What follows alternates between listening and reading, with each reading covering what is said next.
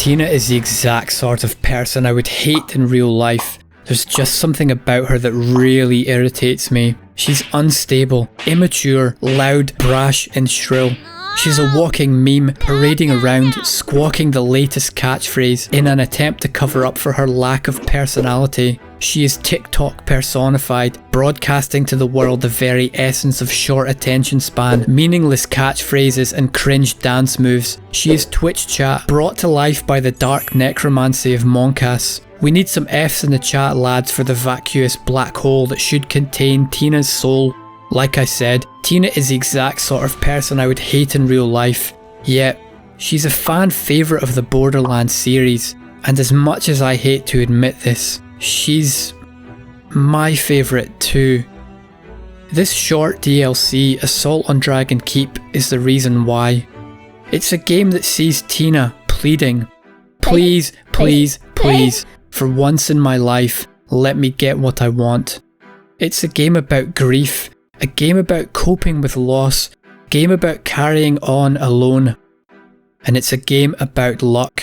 And believe me when I say that the luck Tina had can turn a good man bad. She started off as a side character who featured briefly in the base game of Borderlands 2. She is introduced as the explosives expert we need to blow up a bridge and hijack a Hyperion train. When we travel to her home and meet her for the first time, it is of course surprising to find that this explosives expert is in fact a 13-year-old girl, and things become all the more surprising when we get our first look at her hyperactive and childish personality. At first, Tina's character just doesn't make any sense. She gave me the impression of a novelty throwaway character that the writer thought might be cool and then tried to force into the story. How could this immature child survive out here in the Tundra Express? Why hasn't she been killed by the many bandits and wildlife which populate the area? Some of this is answered elegantly by the many mines she has scattered around the tundra. It's a fantastic piece of environmental storytelling. Instead of telling us directly that Tina is a badass, girl boss CEO capable of single-handedly taking on the patriarchy. No, this magic belongs to no boy. We're simply shown the measures she took to protect her home and are then left to fill in the missing pieces. So now when we learn of the proximity of her home to several bandit hideouts, we think to ourselves, wow, Tina really knows how to look after herself. Instead of questioning the ridiculousness of a 13-year-old orphan being able to survive out here on her own. Playing through her side quests, we learn that not only does she know how to look after herself, but she in fact has quite a dark side. And, as it often does, this dark side stems from deep-seated childhood trauma. During the quest, you are cordially invited. Tina is throwing a tea party and asks us to explore the area to rescue various objects from the bandits' hideout. First, she needs us to collect her two imaginary friends, Reginald von Bartlesby, a stuck-up aristocrat who is in fact a Varkid bug in a jar, dressed up with a top hat, mustache and monocle. Next on our list is Princess Fluffybutt, a hand grenade dressed up in a doll's dress. Now she sends us out to find some food to serve our guests. And what is the correct choice of food to serve at an upper class British tea party? Well, crumpets, of course. With these essentials collected, Tina informs us that one thing is still missing. The guest of honour. A bandit named Fleshstick. So we lure him into a trap of Tina's making, where she tortures him and finally electrocutes him to death. How very wholesome. We have enough clues now to see that there's something very wrong and very worrying about Tina. Later, through the audio logs in another side quest in the Wildlife Exploitation Reserve, we find out that Fleshstick sold Tina and her parents into slavery to be used in horrific medical experiments. Tina only survives thanks to her mother's quick thinking and planning, having hid a hand grenade in Tina's clothes earlier. Tina later uses it to escape the facility, and this event starts her on a lifelong obsession with explosives. Pull the pin at the top, then throw it at the wall! Mommy? Just run! Tina! For a side character, there's a lot of good writing here. From her regressive childlike state of her personality, still playing tea party with imaginary friends at 13, to the trauma of her parents' death that drove her on a quest for revenge, to her explosive escape being the catalyst that ultimately led her to becoming the explosives expert that we need. She was then featured in 3 Borderlands 2 DLCs, one of which she is the narrator and main NPC. It's this game that I want to take a look at, Assault on Dragon Keep. It's a strange game with an interesting concept to say the least. It's a game in which the player character takes no part in the narrative, other than killing bad guys. From the player's point of view, nothing happens. We have no say in any meaningful action that pushes the plot forward. Our character doesn't change or learn anything. We are literally pieces on a game board being moved around by NPCs who are on their own journey, and it's their journey that shapes this game, not ours. We are the NPCs spectating and following them on their character arcs. It's a game within a game. It's Gameception. It's set soon after the events of Borderlands 2 and features the 3 remaining Vault Hunters from Borderlands 1, Lilith, Brick and Mordecai, passing time by playing a game of Bunkers and Badasses, which is this universe's equivalent to the tabletop game Dungeons and Dragons. And to be honest, I'm not sure I can even say that name anymore without invoking the wrath of Wizards of the Coasts and their monetization machine. Tina acts as the dungeon master, with Lilith, the long-time fan and enthusiast, explaining the game to the newcomers Brick and Mordecai, and also admonishing Tina when she makes mistakes running her first campaign. So let's try and sum this up. We, the player, control characters that are being controlled by the Vault Hunters, running through scenarios and adventures created on the fly by Tina. For instance, the opening of the game involves us entering an idyllic scene with Tina's narration telling us that the evil sorcerer had messed up the town. Lilith then reminds her that it really shouldn't be a nice day if the sorcerer had messed up the town. Realising her mistake, Tina changes the landscape and conjures up an eerie atmosphere, telling us now that the area kind of smells like butts and dead people. This area kind of smells like butts and dead people. We then proceed to our first boss battle, which is unwinnable at our level. So Lilith tells her that she can't start her campaign with a boss battle players can't win. Again, Tina realises her mistake and replaces the original boss with one who is much closer to our level, then struggles to come up with a name on the spot for him, finally settling on Mr. Bony Pants Guy? Mr. Bodie Pants Guy. Does that work? I should mention that I'm playing the Wonderlands one-shot adventure version, a standalone version of this DLC that runs without needing the Borderlands 2 base game installed.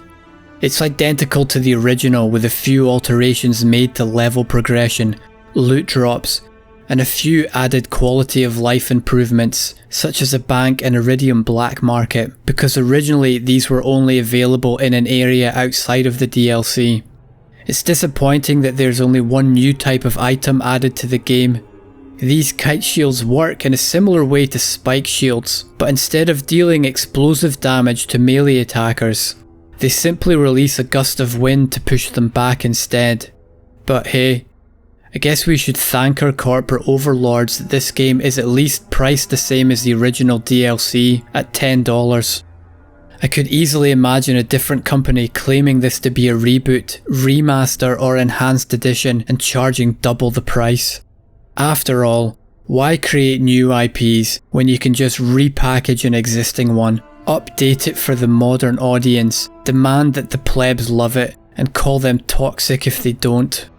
Yes, one reason this version exists is a cash grab, but there's also another sensible reason for it to have been made. It's a way for the new players of Tiny Tina's Wonderlands to hear her story without having to purchase and play through the entirety of Borderlands 2. It's nice having an option like this available, but the Steam reviews suggest that quite a few players bought this game, not realising it was functionally the same as the original DLC that they already owned, and were understandably quite upset. Considering that the Borderlands 2 Handsome Collection features the base game, 4 DLCs, 4 small expansions, an endgame area, numerous cosmetic items, and the Borderlands pre-sequel with its own DLC, endgame area, and it's regularly on sale for the same price as Assault on Dragon Keep, it does look more and more like a money grab from Gearbox and 2K. It certainly doesn't do anything to endear them to customers, especially considering the general disappointment and backlash around Wonderland's release. But honestly, I was just grateful to play a game that was released in a finished state with no battle passes or loot boxes. All this game's cosmetic items can only be unlocked through gameplay, so I suppose I ought to prostrate myself before my corporate overlords and thank them profusely for the opportunity to bask in their warmth and eternal goodness, and hand my money over to them for the greater good. The greater good. Whether or not you might think this game is a valid re-release or a blatant cash grab, one thing is clear. From the opening scene we can see that something is not quite right with Tina. She has not yet faced the truth, and something has her turning away from reality, running into a game world, desperate to drag other people into her delusion with her. Let's follow her now, and see where she leads. We start our journey picking Maya the Siren, one of the most useful characters in multiplayer with her instant res ability. I have around 1,000 hours in Borderlands 2, playing a lot of multiplayer, and my best memories are playing around 300 hours with my friend during the virus of unknown origin.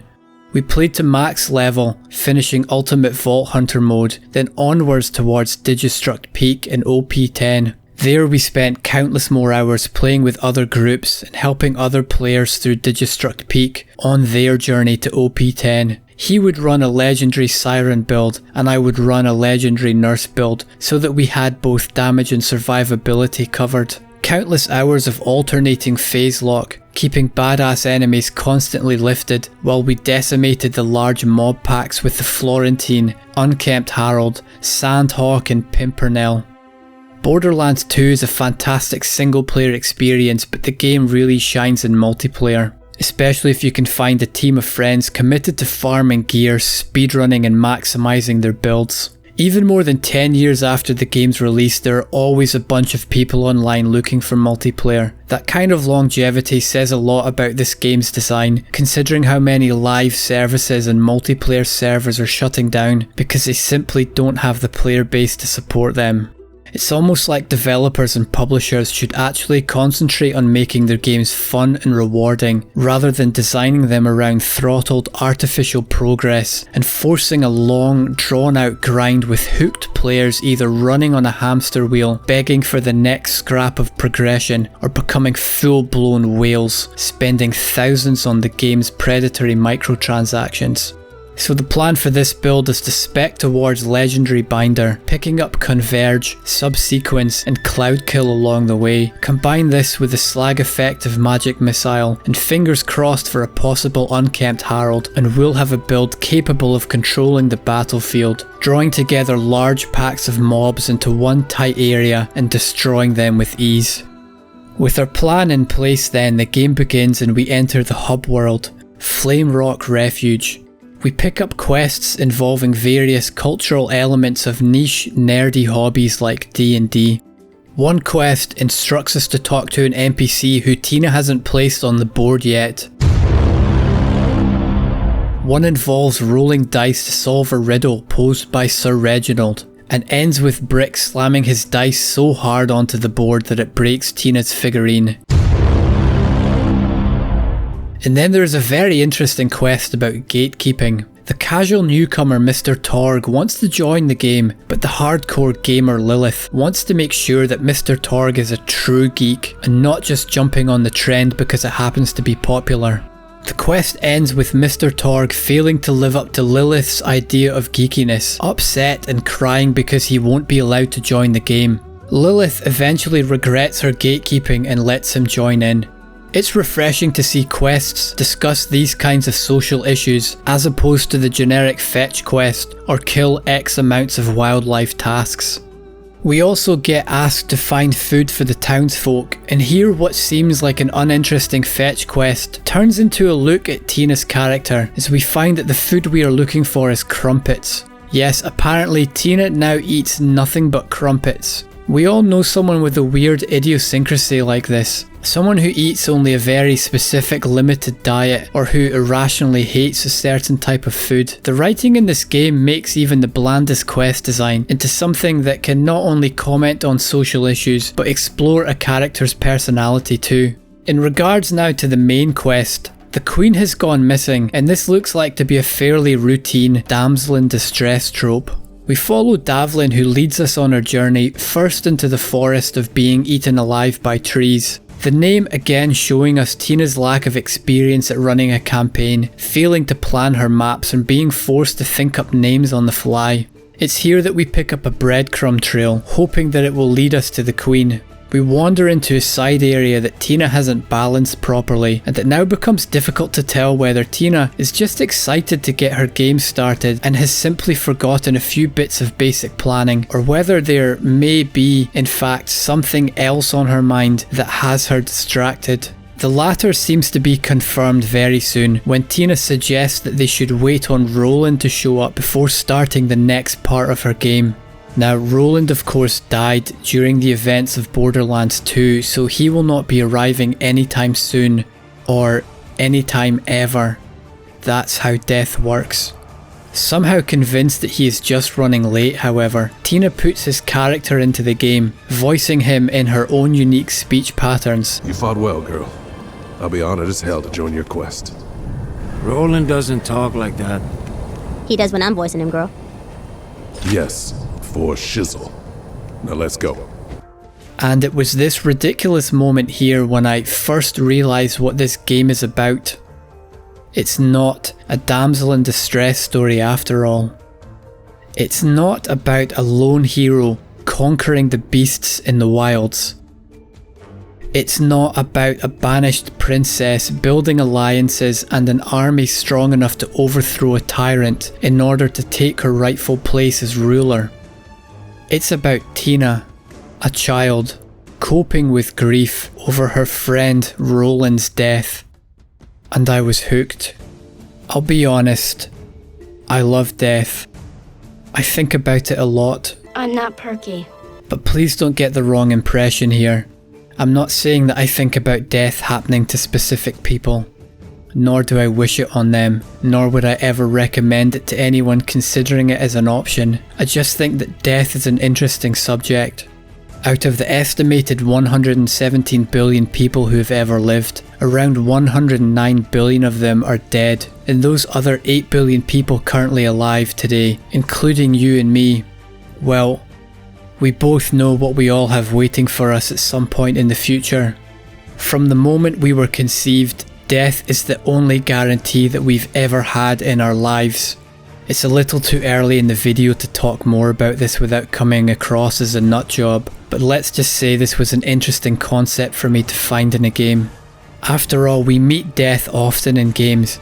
Whether it's the death of an enemy or the death of a friend, we are all too often forced to move on to the next objective before having a chance to grieve or think about the implications that their death might have on their friends, family and the world around them. Roland's death in Borderlands 2 was a shocking, heartbreaking twist. It was right on par with Ghost and Roach's death in the original Call of Duty Modern Warfare 2. And here we are now, getting the chance to explore how this affected Tina. This was not a game that had death in it, but it was a game about death, about grief, about mourning and about loss. Fantastic. I was excited to see how this game was going to handle the subject, but let's not get too far into our Elgar cello concerto quite yet, because we are just about to enter the next part of the game. The mines are filled with dwarves who have been enslaved by orcs and will be ready to join our side as allies should we free them from captivity. And here, deep in the bowels of this land, is my favourite line in all of gaming history. I'm a dwarf and I'm enslaved! Such a deep, meaningful phrase. Straight to the point, yet littered with emotion and anguish at the awareness of their plight. Full of poignancy. I've never quite seen such a masterful conjunctive clause spoken before. I would say it's Shakespearean, but the bard himself looks like a hack in comparison to this flowing prose. The tortured tone in the dwarf's voice, his economy with words, his enthusiasm to tell his story. Breathtaking. This is the kind of storytelling that civilizations are built from. Seeking out our new ally to be the Dwarven King, we roll dice to see who does the talking. Brick lands a perfect 20 and so takes on the task of negotiating the alliance. Not quite understanding the spirit of a D&D campaign, he chooses instead to punch the Dwarven King. I punch you! Needless to say, the other dwarves are not happy, and we are forced to fight our way out of the mines through dwarves, orcs, golems, spiders, and the other malignant creatures inhabiting these underground caves. We bump into a wizard who has us tracking down 4 dwarven runestones needed to unlock the exit. I'm in charge of these mines, and you'll never get the other runes. Never! Not runestones. Sorry, runestones. Yes, nothing warms me to a game more than when it makes fun of my indigenous culture. Booyah! After collecting the 4 dwarven letters RATF, we unscramble them for an obligatory fart joke. So say it. Fine, it's... art. And enter Hatred's shadow. This marks the beginning of a long climb up to the Sorcerer's Tower. We fight waves of orcs, Sorcerer's troops, and Game of Thrones references until arriving on the battlements where we must defeat the handsome dragon. Ooh, baby, baby. Before falling awkwardly straight into the Sorcerer's trap. The lair of infinite agony is exactly what the name suggests. A long, seemingly endless dungeon crawl filled with skellies, spiders, wizards and traps. It's a remarkable section of the game, feeling like a perfect combination of Baldur's Gate and Doom, Ultimate Underworld and Quake, Neverwinter Nights and Half-Life, RPG dungeon crawler and fast-paced FPS all wrapped up in a neat little package. And what dungeon crawler would be complete without some shady character offering us loot that seems too good to be true, and of course, some good old-fashioned necromancy. Necromancy, the attempt to bring the dead back to life. We'll come back to that later. It's now that Tina introduces us to the main boss of this area, the Sorcerer's Daughter. Angel was the beautiful siren of Borderlands 2, imprisoned by her cruel father Handsome Jack and forced to undergo unthinkable torture in order to fuel her father's machinery and master plan. A woman who went through unspeakable trauma and with her last breath cursed her father for the hideous treatment she received at his hands. A victim who saw that the only way to stop her abuser's plans was to lead the Vault Hunters to her prison and have them end her life. Her character arc saw her go from a victim of her father, forced to lie and betray, turning into someone who ultimately took control and fought back against her abuser in the only way she could. In Tina's grief-riddled mind though, Angel is the reason that the Vault Hunters entered the bunker, and hence, Angel is the reason for Roland's death. So Tina transforms her here into a cruel, hideous, evil human spider hybrid, cackling and gloating that everything was her fault and that she is to blame for all of this. Beating the boss, Lilith questions Tina. Did we really have to kill the Sorcerer's Daughter like that? She wasn't as bad as you seem to think she was. What? Nah, man. The Sorcerer's Daughter is the worst. If it weren't for her dumb butt, everything would have been fine and nobody would have died. I'm waiting. But there's little time to reflect on this, as the impatient tone of the sorcerer goads us to keep moving forward, and we grab what loot we can, knowing that the final battle is just around the corner. And so we make our assault on Dragon Keep proper, towards the Sorcerer's Tower where the final boss awaits. It's an ageless idea, fighting upwards through a fortified citadel, always at a disadvantage to those on the high ground, and very reminiscent of the bunker fight from Borderlands 2 where Roland died, and caused all this agony for Tina that we are now experiencing firsthand. The area is infested with everything the sorcerer can throw at us now. Skellies, wizards, dragons, mages, fighters, archers, monsters. We make steady progress through them all with the combined might of Phase Lock, Magic Missile, the Care Blaster, and our trusty sniper rifle. It's a well-balanced section, providing swarming enemies, ranged archers, and of course, forcing us to be ever vigilant for the patrolling dragons on the outskirts. There is no place of safety, no retreat, no surrender, not until our enemies are dispatched. And dispatched they soon are. Even underleveled, Maya can easily tear through the resistance here with the power of a one-siren army, and finally we make it to the sorcerer himself. Another attempt by Tina and her necromancy to conjure up a character in the likeness of Handsome Jack, Roland's killer, who we defeated at the end of Borderlands 2. This boss proves pretty tough even for the Care Blaster, so I decide to gear up a little, grab a Florentine and prepare for the rematch. The sorcerer's first form is a master of shock damage and is capable of conjuring high damage AoE storms. The second form is a necromancer, capable of summoning an army of skellies. Phase Lock is enough to keep his minions busy and buys us time to land crucial critical hits with a sniper rifle. His final form is a fire mage, capable of summoning dragons. It's a close fight as we chip away with the Florentine and shotgun, but finally, we prevail. You've done it! The handsome sorcerer is dead! Or so we think, because now, Handsome Jack resurrects himself and draws the strength to cast a spell while Roland is unaware. This is the point that the game has been hurtling towards now since the beginning. Not even Tina's necromancy can stop the truth, as her friends, the Vault Hunters, finally manage to tear her from her delusion back into reality. Roland is dead. I know! Her world turns black, a grim dark reality where the person she looked up to as an invincible saviour is gone, an empty world, devoid of meaning, devoid of purpose, devoid of any reason to go on, a world in which she feels alone with nothing to protect her from the grief she has long felt since first hearing the news of Roland's death. All at once it hits her and she can no longer pretend. She finally faces the truth. Roland is gone and he is never coming back. The monster that had lurked under Tina's bed is brought out into the light where its power is weakened. Grief over Roland's death was like a mountain in the distance, towering over her, paralysing her with indecision and fear. Now, her friends have firmly placed her at the foot of the mountain and are encouraging her to take the first few steps towards the top. And you know what? Maybe it doesn't seem so high now as it used to. Every morning there are mountains to climb, taking all my time.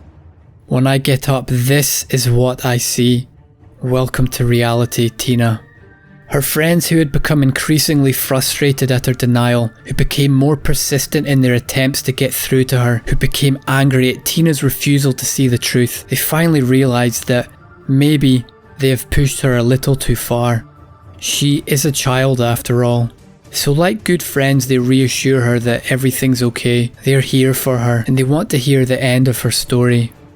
Now that Tina has been brought back to reality, she can parse the fine line between truth and fiction and can finally indulge in what she knows to be a fantasy.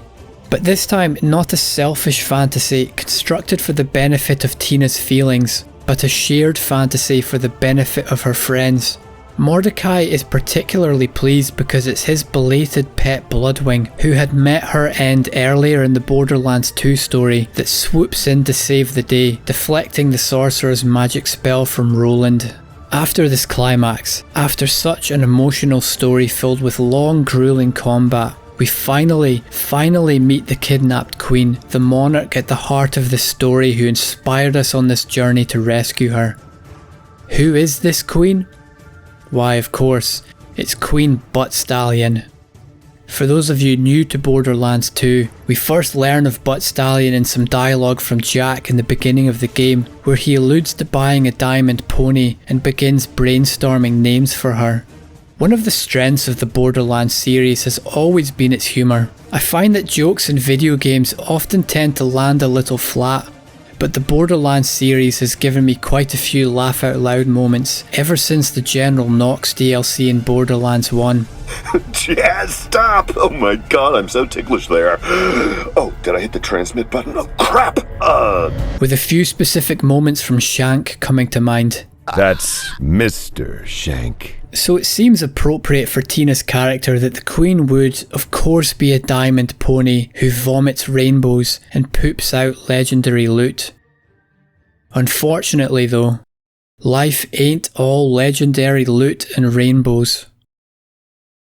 Tina is the exact sort of person I would hate in real life. She spends this game living in a fantasy world of her own creation, running away from problems that she is more than capable of dealing with. But look into Tina's soul, and who is she? A broken child, orphaned, isolated and living with imaginary friends. How many nights has she stayed up, alone and crying, afraid, tired, and feeling the futility of getting through one more day only to find that tomorrow will be no different? How long did she spend perfecting her explosives, fermenting a revenge plan, obsessed with acting it out upon Fleshstick and those who run with him? How often did she dream about the torture she was going to inflict on him when she finally caught him? These are not the kind of things that should occupy anyone, let alone the mind of a 13-year-old child. Where would Tina have ended up had it not been for her friendship with a caring friend like Roland? How close was she to becoming a bandit? The very thing she hated. Tina is who Michael Sembello was talking about when he said, "They all say she's crazy. She has danced into the danger zone when the dancer becomes the dance. It can cut you like a knife. If the gift becomes the fire, on a wire between will and what will be. She's a maniac on the floor, and she's dancing like she's never danced before." It's fitting that this song was originally inspired by the story of a serial killer, and originally included much more gruesome lyrics like, "He's a maniac, he just moved in next door, he'll kill your cat, and nail it to the floor." Only later, when director Adrian Lyne heard the demo and loved it, did the lyrics get changed to what we know today and finally used in Flashdance. Tina is a maniac, a little psycho, with the mask on the side of her head reminding us of the direction her life could have taken had she not met Roland and the Vault Hunters. How close was she to fully wearing that mask and living the life of a bandit? But she never did. Instead, she chose to show her face to the world, bearing her pain for all to see. She faced her troubles head on, rather than through the filter of pain, grief and denial. And then it hit me. I always knew that there was something important about Tina's story here. When I played through this game and started the script 3 months ago, I wrote about 4,000 words in a few days, then it sat on my hard drive. I couldn't finish it. I knew there was something important in this game, written somewhere in between the gameplay, in between the cutscenes and the jokes, in between the build choices. I didn't know what it was, and I was scared that if I looked I might not be able to find it, that I wouldn't be good enough to see it, let alone be able to describe it and bring it to life. I'm not sure how to explain this without sounding weird, so if this is your first time here and you made it this far, first of all thank you, and secondly my name's Sanavris and this is about to get a little strange. This is the 4th time this has happened now. All I wanted to do was talk about a video game, and somehow it's 2:30 in the morning. My life is flashing before my eyes and I got up to write this when I should be asleep. My back hurts from pull-ups, my hamstrings from deadlifts, and I have an hour of squats to look forward to before I start work in a few hours. We all have these moments that can feel like an epiphany, a life-changing event where everything swims into focus, something that grabs us and begs us to take action on it. If we can just get hold of this fleeting opportunity in front of us, then maybe everything will be alright. Everything will work out this time. The luck I've had can make a good man bad, but not this time. This is the moment of my life, the pivotal point where my luck changes and finally everything will go my way now. In reality though, it's just Thursday. I'll complete this piece of work that's calling to me, but it won't be a miracle cure. It won't fix everything. Sooner or later I'll stumble into another problem like I always do. Another mountain to climb. Welcome to reality. Suffering just never seems to go away. It seems to simply change from one form into another. Sometimes it's small, like the struggle to stand up and walk after training squats, and sometimes it's a kind of deep-seated trauma that brings you to the brink of manic insanity. The few conversations I have about my YouTube channel in real life always go the same way. I work as a musician, so when I mention my channel they always say, "Oh, so it's about music?" "No," I reply, "it's about video games." "Oh, so you're like playing games and people can watch?" "Not really, no, it's more like just talking about the game."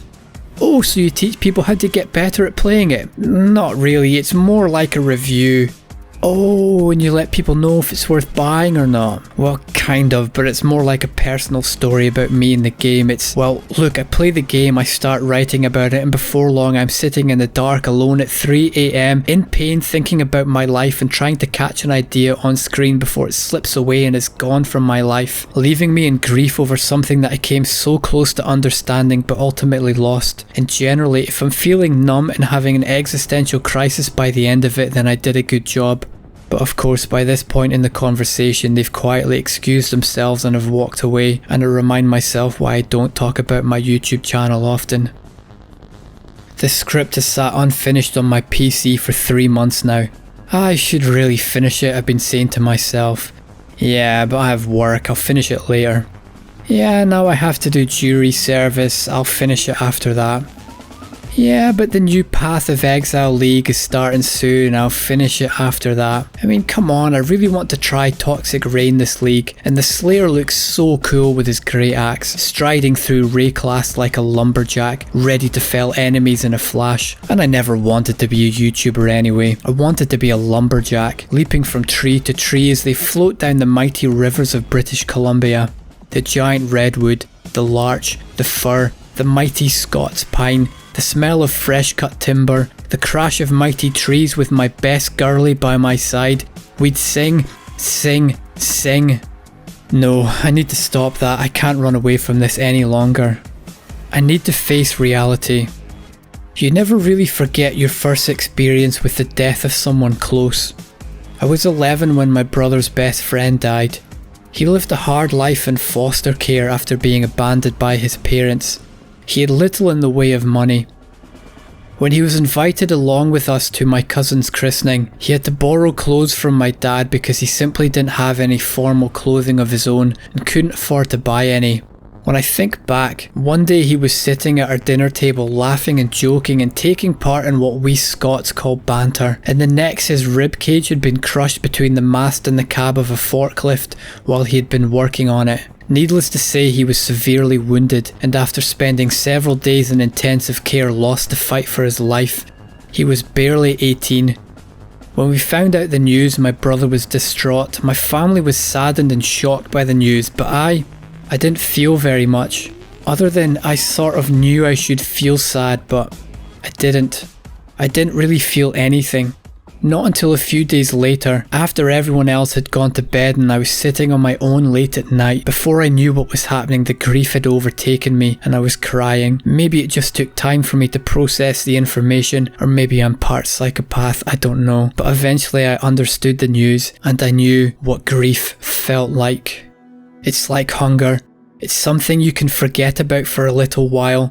You can drink a cup of coffee to dampen the feeling. You can train your mind to ignore it, but it's still there. Hunger is a warning system from your body telling you that something is wrong and you must take action to fix it. Grief can be a lot like that. You can block it out when you need to be strong for other people or when you need to take care of your responsibilities, but that grief will be waiting there in the dark like a monster hiding under your bed, lurking in the shadows, unseen, taunting you. That monster will have you imagining exactly what kind of horrifying, blood-curdling, horrendous creature it might be. It will have you imagining what horrific, violent acts it will perform on you given the chance. You will imagine that it will rip and tear you limb from limb, remove the soul from your body and leave you as a dried up empty husk, barely recognizable as human. That monster is evil incarnate. It's the scariest beast you can imagine, and the frightening part is that the monster is us. We conjured it and called it into being and gave it strength every time we ignored it. Tina had let that fear consume her, forcing her into a delusion until she finally found the bravery to show her soul and face reality no matter what pain it brought. Seeing this happen to her made me realise that I too had been running away from my own problems. It reminded me that I'm not strong enough to face certain things yet, and that truth hurts. Tina is the exact sort of person I would hate in real life. Someone who shows us our own inadequacies. At some point in our lives we ask ourselves, when will I die? As interesting as that is for me to think about, I don't think it's the right question. When will I live? That has much more utility to it. When will I live? Right now, when I turn away from fantasy, decide to start paying attention, focus on reality, my responsibilities, and work towards something that has meaning. And how do I want to live? To be honest, I don't know. But it's another good question. Life to me feels like a game sometimes, a strict game with painful rules, a game with arbitrary rules based on dice rolls. After all, no one chose what family they were born into, what disabilities they were going to have, or what health conditions they might develop. It's an unfair game. It's a game that has us asking, why did they have to die? Why did I have to be left alive? They would have lived a better life than I have. It's not fair. If I were a more cynical person, I might ask, who would choose to play a game like this? To my knowledge, none of us did, but we're stuck with it now. As difficult as reality might be to face sometimes, it's better than the alternative of disappearing into fantasy where we pretend everything is fine and nothing can hurt us. Fictional worlds have their place. They have the power to transport us somewhere else. They have the power to wrap awful, unfaceable parts of our lives into palatable stories. They can teach us painful lessons that we might otherwise avoid. They can teach us about grief, about pain, that pain is not the end. It's simply the beginning of a different story. It's a new game plus, complete with new challenges to face, loss, heartbreak, loneliness, disbelief, uncertainty, but we can learn how to deal with those large challenges in the same way that we have learned how to deal with the smaller ones in our lives. And the next time we face difficulty, because sadly there will be a next time, we can be a little stronger, a little more resilient, and a little more reliable to give support to our friends and family and help them through the process too. As unfair as life can seem sometimes, as bad as those dice rolls can get sometimes, we have the ability to learn new skills, new strategies, and new ways to cope. Things can get better. Keep playing. Roll those dice. One more time.